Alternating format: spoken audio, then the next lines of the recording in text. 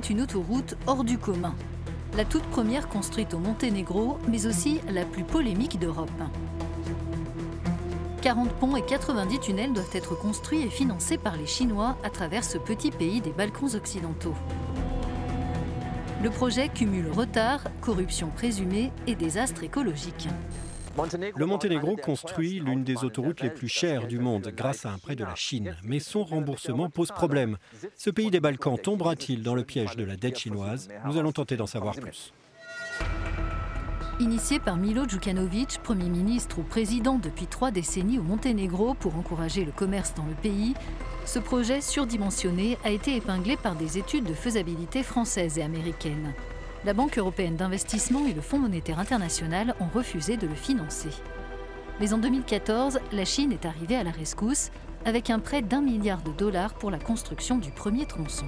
Aujourd'hui, le Monténégro, dont l'économie dépendante du tourisme est frappée par la pandémie, ne sait pas où trouver les fonds pour achever ce premier segment et réaliser le reste de cette autoroute censée relier le port de Bar au sud et la frontière avec la Serbie au nord. Le premier tronçon, ici en rouge, de 40 km sur 170, devait pourtant être livré l'an dernier.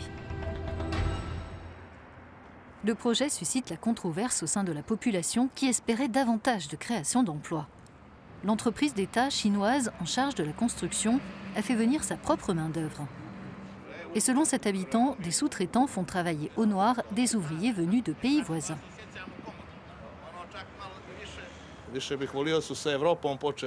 J'aurais préféré qu'ils se tournent vers l'Europe pour ce prêt. Si c'était l'Europe qui l'avait donné, ils auraient été obligés de respecter les règles. Ça s'est fait comme au marché, sans signer de papier oralement. C'est parce qu'ils ont travaillé avec des Chinois et des Croates. Si l'Europe avait été là, elle aurait fait de meilleurs contrôles et la construction serait terminée maintenant. 10%. C'est ce qu'ils se sont mis dans la poche. Ça fait 100 millions d'euros. Et c'est ce qu'il leur faut maintenant pour finir le premier tronçon. Le Monténégro est considéré comme l'un des pays où la corruption est la plus répandue dans la région. Alors qu'un représentant de l'entreprise chinoise en question, China Road and Bridge Corporation, a accepté de nous faire visiter l'ensemble du chantier, sans répondre à nos questions, toutes nos demandes d'interview via l'ambassade de Chine ayant également été vaines, nous découvrons des graffitis sur le portail du site qui traite Milo Djukanovic de voleur, une référence à ses liens présumés avec des sous-traitants locaux.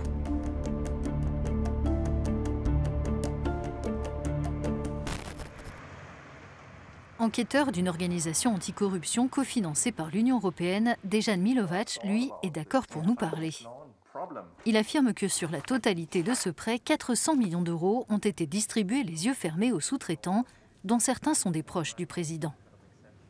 Si je comprends bien, il n'y a pas eu d'appel d'offres public pour les sous-traitants. Il n'y a eu aucune procédure de marché public pour les sous-traitants. La grande majorité du projet a été déclaré secret d'État.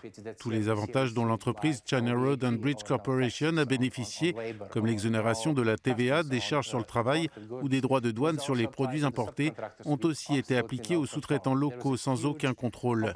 On a laissé le champ libre à la corruption, aux possibilités d'abuser de ces avantages. De plus en plus de citoyens en ont assez de la corruption généralisée, ce qui a conduit l'an dernier à un changement de gouvernement. Le nouveau vice-premier ministre milite pour la transparence, une condition préalable à l'avancée de son pays sur la voie de l'adhésion à l'Union européenne. Pensez-vous qu'il y ait un problème de pot de vin, de corruption lié au projet de construction de cette autoroute? Ce que l'on peut faire, c'est déclassifier tous les documents, faire des contrôles, et si nous trouvons quelque chose de problématique, transmettre le dossier au procureur spécial pour engager des procédures formelles.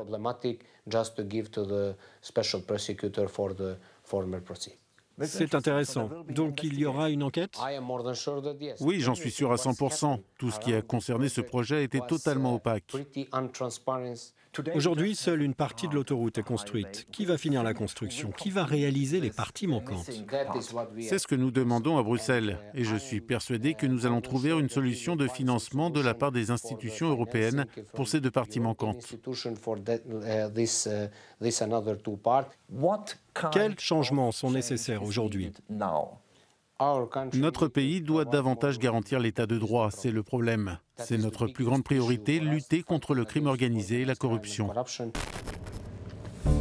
Mais ce projet suscite une autre inquiétude, la convoitise supposée de la Chine sur le port en eau profonde de Bar. En contractant son prêt, le Monténégro a notamment accepté de renoncer à sa souveraineté sur des zones de son territoire en cas de problème financier, avec une procédure d'arbitrage prévue en Chine. Pour les Chinois, une concession portuaire à long terme représenterait une infrastructure de plus dans le cadre de leur initiative La Ceinture et la Route, qui vise à leur faciliter l'accès aux marchés internationaux.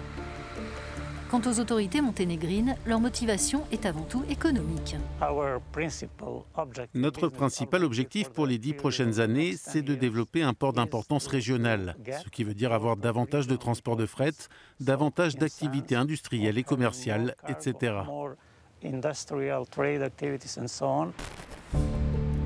La future autoroute suscite aussi des craintes environnementales.